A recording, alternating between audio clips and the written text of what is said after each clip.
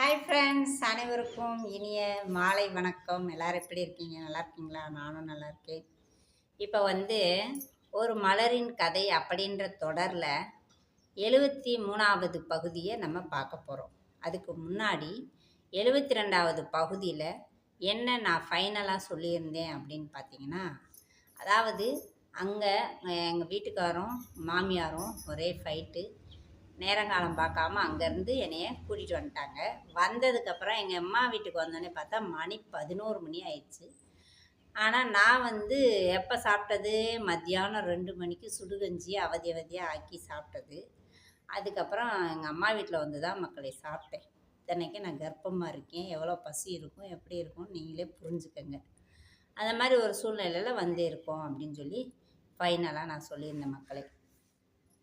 இப்போ நம்ம 73வது பகுதியை நம்ம பார்க்கலாமா? சரி மக்களே, இப்போ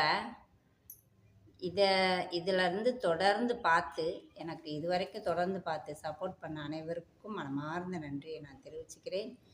மேலும் நீங்கள் தொடர்ந்து சப்போர்ட் பண்ணுங்கள் மக்களே.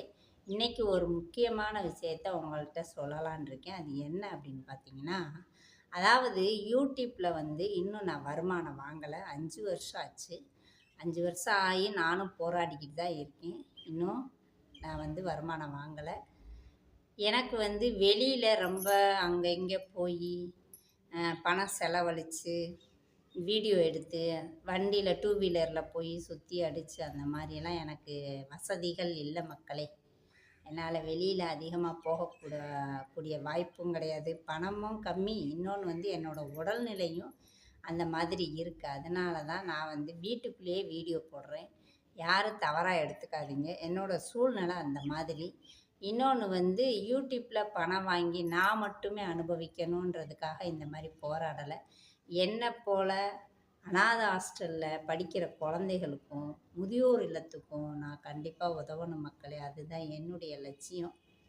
அதனால் நான் போராடிக்கிட்டு இருக்கேன்.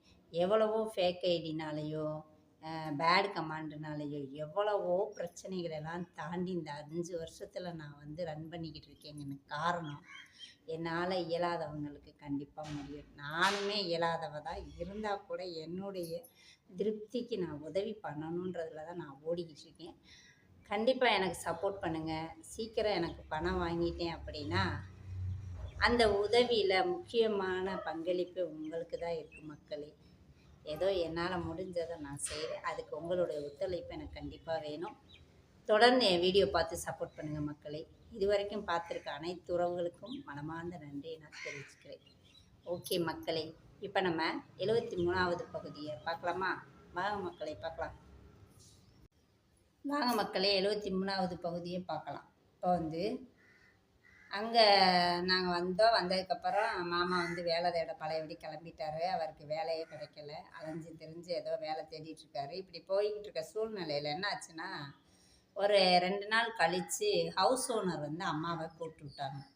அப்போ அம்மா போய் என்னம்மா ஏதுமான்னு கேட்டுட்டு வரும்போது அவங்க என்ன சொன்னாங்கன்னா, நாங்கள் உங்களுக்கும் உங்கள் பொண்ணுக்கும் 2 பேர் தான் வாடகைக்கு விட்டோம்.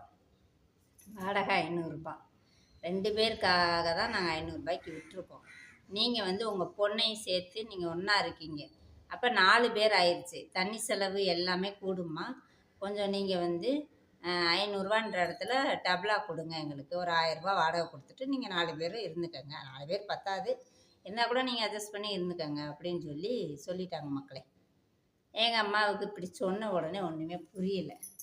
என்னடா அது அப்படின்ட்டு. ஏன்னா நான், எங்கள் அம்மா, என் தங்கச்சி 3 பேர் தான் அங்கே இருந்தோம்.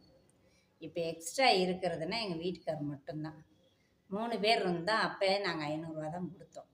நான் கல்யாணம் ஆகி போய் 4-5 மாதம்தான் ஆகுது. அதுக்குள்ளே என்ன பண்ணிட்டாங்க, கல்யாணம் ஆகி வந்த உடனே நான் வேறு கணக்கில் என்னை சேர்த்துட்டாங்க. அப்போ 2 குடும்பம் அப்படின்ற மாதிரி சொல்லிட்டாங்க. சரின்னு சொல்லிட்டு எங்கள் அம்மா, சரிங்கம்மா நான் மருமகன்ட்டையும் மகட்டையும் விசாரித்து இது கலந்து பேசிட்டு நான் சொல்கிறேன் அப்படின்னு சொல்லி எங்கள் அம்மா சொல்லிட்டு வந்துட்டாங்க. அதே எங்கிட்டையும் சொன்னாங்க.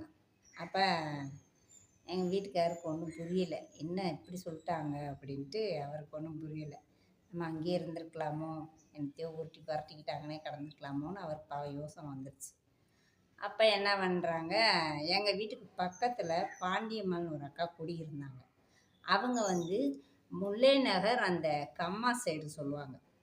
அதெல்லாம் வந்து புறம்போக்கு இடம் தான். அதனால் அங்கே வந்து சின்ன சின்னதாக வீடுக கட்டி விட்டுருக்காங்க. அதில் வந்து பார்த்திங்கன்னா ரூ. 250 ஒரு வாடகை. ஒரு வீடு ரூ. 250 அப்படின்னு சொல்லவும், அந்த அம்மாட்ட வந்து அந்த அக்கா சொல்லியிருக்காங்க ஆல்ரெடி. நாங்கள் அங்கே போயிட்டோம்லம்மா, அங்கே வாடகைலாம் கம்மி, கொஞ்சம் வீடு பெருசாக இருக்கும், நாங்கள் வசதியாக இருக்குமான்னு சொல்லியிருப்பாங்க போல்.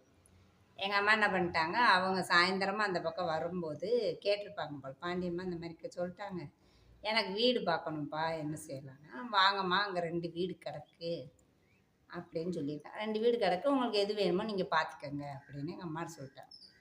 உடனே எங்கள் அம்மாவை என்கிட்ட சொல்லவும் நாங்களும் என்ன பண்ணுறதுன்னு யோசிக்கிறோம். ஆனால் அது வந்து புறம்போக்கு இடம், தண்ணி கிடையாது. அது ஒன்று. 2வது வீடு அக்கம் பக்கம்லாம் சுத்தமாலாம் இருக்காது, கொசுக்கடி பயங்கரமாக இருக்கும், கொஞ்சம் கம்ஃபர்டபுளாக கிடையாது.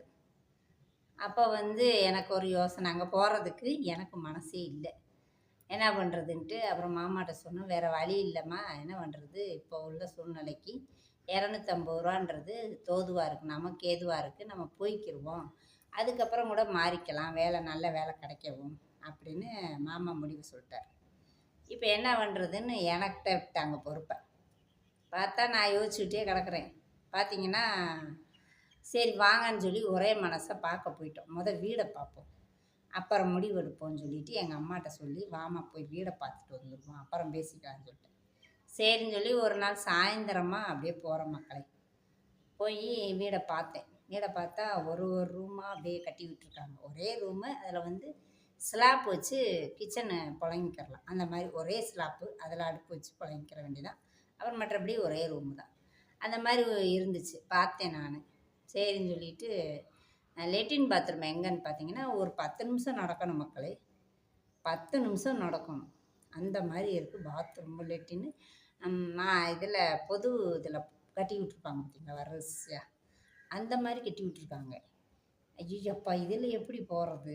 இப்போ நான் சும்மா இருந்துட்டு எனக்கு தோணாது மக்களே, நானே மாசமாக இருக்கேன், இந்த நேரத்தில் ஒரு நைட்டில் வயிறு வலிச்சா என்ன செய்கிறது அப்படின்னு எனக்கு யோசனை. சரிம்மா வாமா வீட்டில் போய் பேசிக்கலாம் சொல்லிட்டு நான் வீட்டுக்கு வந்துட்டேன் மக்களே. அதுக்கப்புறம் நாங்கள் அந்த வீட்டுக்கு போனோமா, இல்லை இதே வீட்டில் நாங்கள் அட்ஜஸ்ட் பண்ணி இருந்தோமா, என்ன ஏது அப்படின்றத நம்ம 74வது பகுதியில் பார்க்கலாமா மக்களே? வாங்க பார்க்கலாம். இப்போ வந்து இதுவரைக்கும் சப்போர்ட் பண்ண அனைத்து உறவுகளுக்கும் திரும்ப நான் ஒரு மனமார்ந்த நன்றியை நான் தெரிவிச்சுக்கிறேன். நன்றி மக்களே, இதே போல் தொடர்ந்து பார்த்து எனக்கு சப்போர்ட் கொடுங்க, சரிங்களா? வீடியோ பிடிச்சிருந்தா லைக் பண்ணுங்கள், மறக்காமல் சப்ஸ்கிரைப் பண்ணுங்கள், பெல் பட்டனை டச் பண்ணுங்கள்.